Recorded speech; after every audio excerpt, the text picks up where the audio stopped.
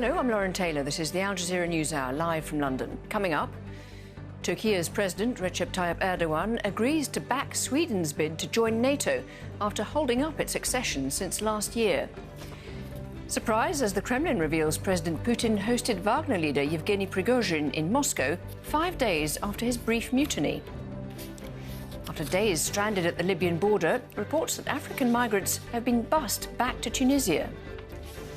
And the hottest June ever recorded drives Antarctic sea ice levels to a record low. This as scientists say as many as 61,000 people may have died in Europe's heat waves last summer.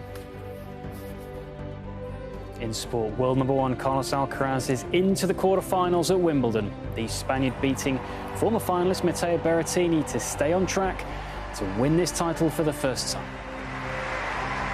And as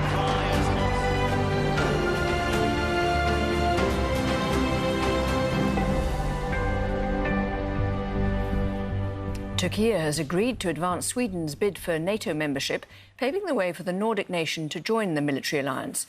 The announcement came after Turkish President Recep Tayyip Erdogan met with the Swedish Prime Minister and NATO Secretary-General ahead of a summit in Lithuania. Earlier on Monday, Erdogan called for Turkey's bid to join the European Union to be moved forwards as a condition of approving Sweden's NATO bid. Al Jazeera.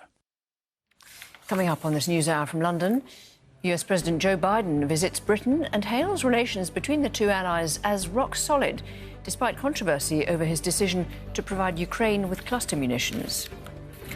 6 people, including 3 children, are killed in a stabbing attack at a Chinese nursery.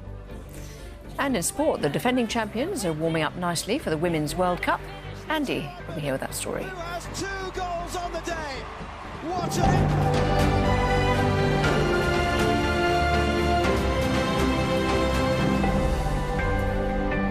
Spain's Coast Guard says it's rescued 86 migrants from a boat near the Canary Islands. Rescue crews were searching for 3 boats carrying as many as 300 people that sailed from Senegal 15 days ago. The voyage from West Africa to Spain's Canary Islands is notoriously dangerous. Last year, more than 500 people died attempting it, including 22 children.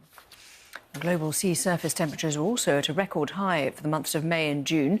The report warns that the warming of the world's oceans is spreading fast beyond the surface. And the organisation says the recently re-emerged El Niño weather pattern is expected to increase temperatures both on land and in the oceans, which could lead to more marine heat waves and extreme temperatures. Well, the report comes as the UN announced last week was the hottest on record. First Monday, then Tuesday, then Thursday reported the highest global temperatures ever. And EU statisticians have found that more than 61,000 people were killed by searing heat waves last summer in Europe, its hottest summer ever. China is sounding the alarm on the continuing heat wave that's sweeping the country. The authorities have issued the second highest warning level, saying the heat poses health risks and fire hazards. Temperatures are expected to top 40 degrees Celsius in several provinces, as well as Beijing. Meanwhile, torrential downpours have pounded the Americas northeast, threatening catastrophic flooding across the region. At least 1 person has died. Mike Hanna reports from Washington, D.C.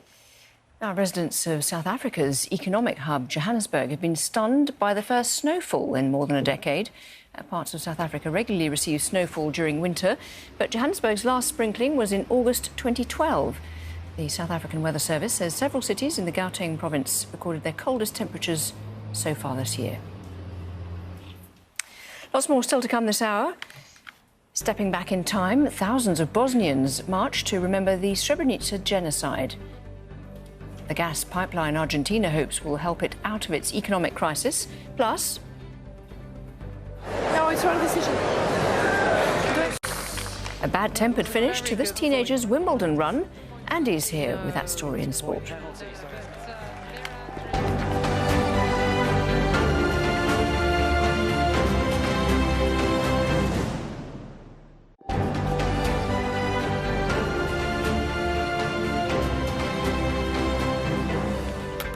A reminder of the top stories here on Al Jazeera.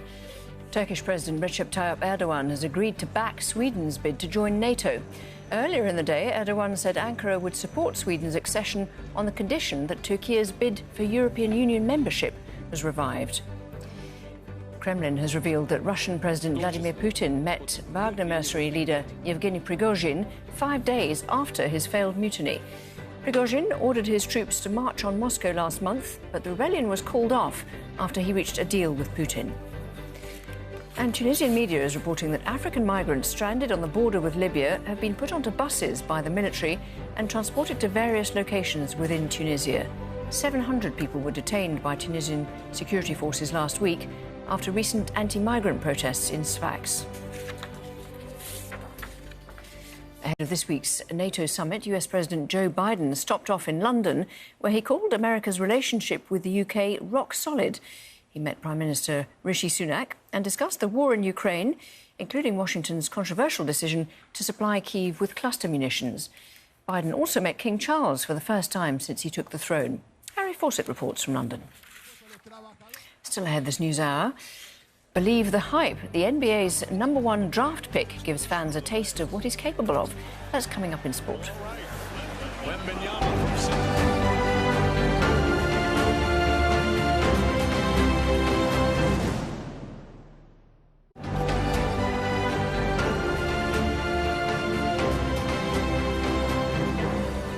Now here's Andy with the sport.